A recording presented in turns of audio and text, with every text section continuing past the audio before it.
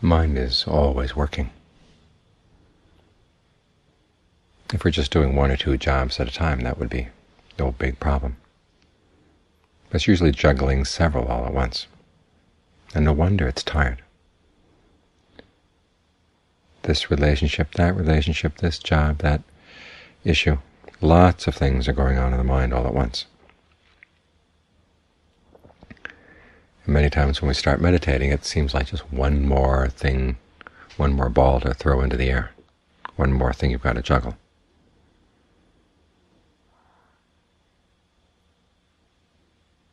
And it's no wonder that when people leave the monastery and start trying to juggle the meditation along with everything else, that some of the balls get dropped. And usually it's the meditation ball that gets dropped.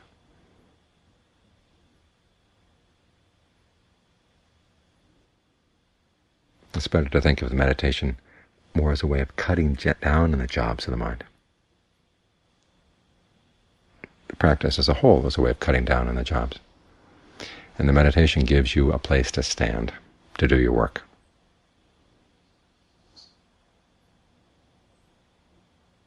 So instead of making the breath a job, you make it the place where the mind stands.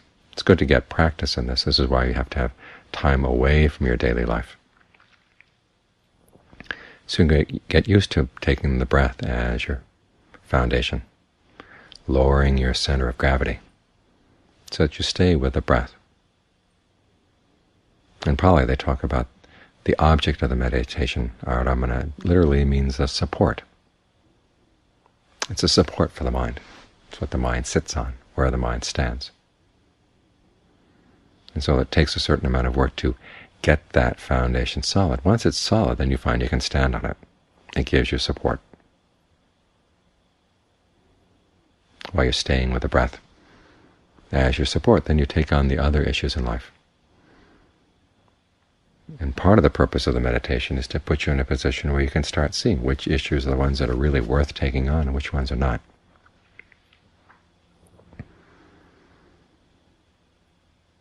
Part of this is simply being with the breath. You get more and more sensitive to the movements of the mind, more and more sensitive to what you're doing, where there's wasted energy.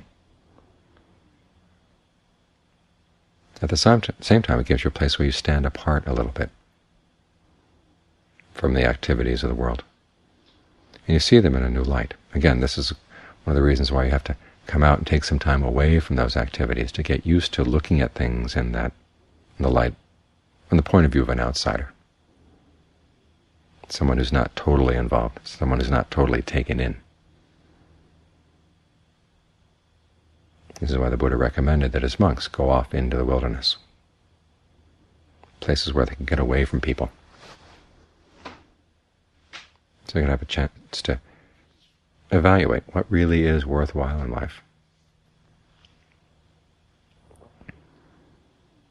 If you're going to lie in your deathbed and look back on your life, what things are you going to wish you had done? What things are you going to wish you hadn't done? Learn to look at your life as a whole, and not just whatever little bits and pieces are thrown up at you in day-to-day activities. Because otherwise your life gets frittered away in meaningless things, unimportant things. And the important issues just get pushed to the side.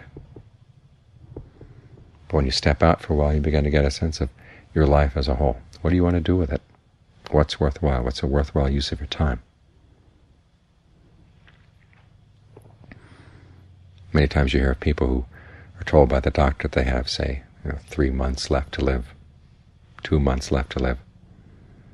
And suddenly they start dropping a lot of unimportant activities to focus on the things that really are important in life. It's good that they're doing it. The shame is that they had to wait until the last 3 months of their lives. One of the purposes of meditation is to let you step back from your life while you still have time, or as far as you know. So it's not just 3 months that are lived wisely, with a sense of their importance, that you can live your whole life with a sense of its importance and have a sense of direction.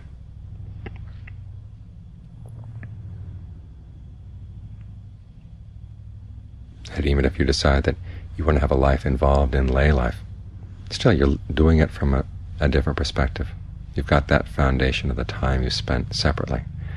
And then you carry with you that foundation that you develop with the breath as your support. So you find that you don't have to juggle so much, and you have a more solid place to stand when you do have to juggle the affairs of daily life. And you can see which balls are worth dropping, which are not really worth trying to keep in the air. So you can focus on the things that really are important.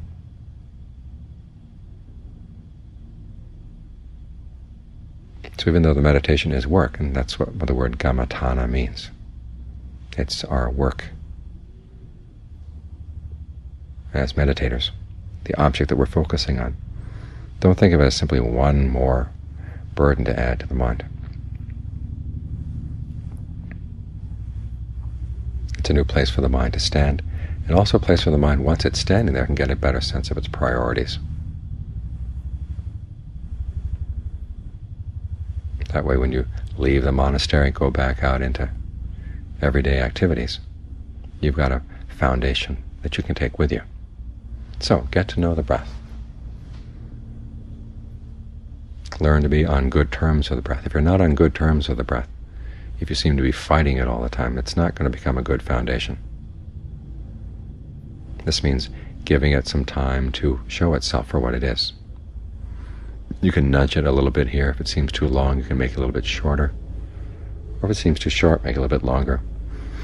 It needs to be deeper, more shallow, heavier, lighter, whatever. You can nudge it in those directions, but then give it some time to show its results once it's been nudged. If you want it to be your friend, you have to be friends with it. You have to give it a chance to speak for itself. You have to listen. So listen carefully to what the breath energy in the body is telling you right now. What kind of energy feels good for the body? Sometimes when you're tired, you want good long in-breaths to energize the body. When you're feeling tense, you might want a long out-breath to let the tension dissolve away. You may find that certain parts of the body that haven't been involved in the breathing process really would like to get involved, or it would feel good for them to get involved. They, of course, themselves don't have any opinions on the matter. But if you learn to read the sensations in your body, you can tell which parts of the body are lacking breath energy. So think of the breath going to them for the next breath, and then the next, until that part of the body feels full. Then search for any other parts of the body that would seem to could use some good breath energy. Let them get involved in the breathing.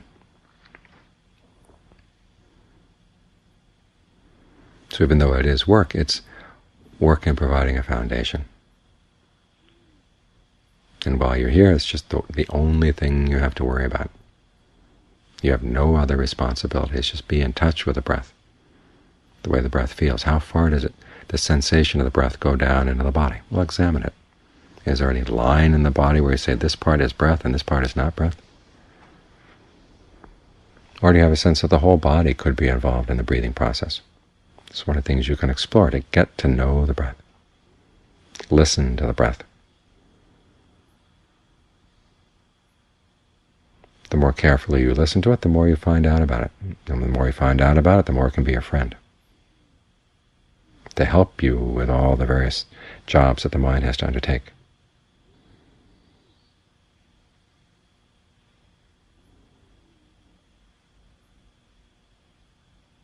So, while you're here, you don't have to listen to the Dharma talk, just listen to your breath. What kind of breath feels good right now? Use your imagination. Say, well, how about breathing like that? How about breathing like this? And then see what happens.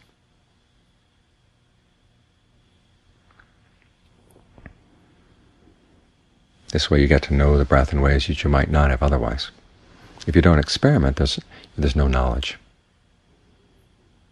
You don't know why things happen, but if you know that you changed the breath in this way, you got those results. You changed the breath in that way, you got these results. That's knowledge.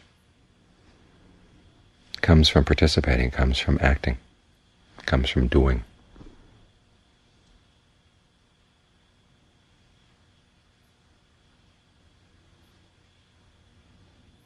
Yet at the same time, you have to have part of the mind that just watches. evaluates, observes. So it's a combination of these two things. Your improvisation, you're using your ingenuity and adjusting the breath to make it feel better, and then your powers of observation to see what works and see what doesn't work. When I was staying with the John Fung, these were the two words that he seemed to use more than any other when he was giving meditation instructions. Improvise and experiment. The word he used was use your ingenuity. And the other one was be observant. See what works, see what doesn't work. This way you develop a friendship with the breath. When you're friends with the breath, you feel at home with the breath. It's a good place to stay. And when you get used to staying here, then it really can become your foundation, so that when you leave the monastery, go back out to your daily life, you've got a solid place to stand. You're not constantly buffeted around by what other people have to say, what other people are doing. You've got your inner foundation. As long as you're on good terms with the breath, that's the best relationship you can have. Because other relationships come and go, even our family come and go. But as long as you're alive, the mind has to be on good terms with the body should be on good terms with the mind. When they're working together, they get their work done. They're not fighting at cross purposes.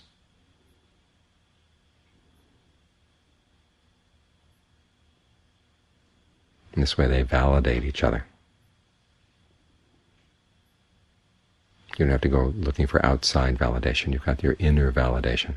This is what feels right. This is what feels good, because you're really observant. You learn to trust your powers of observation more and more as you develop them.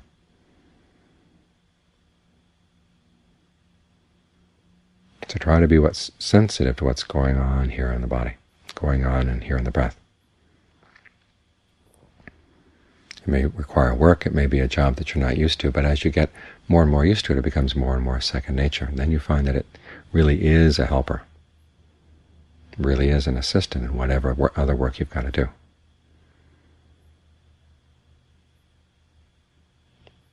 In other words, when you're driving the car, you're standing in the breath, driving the car.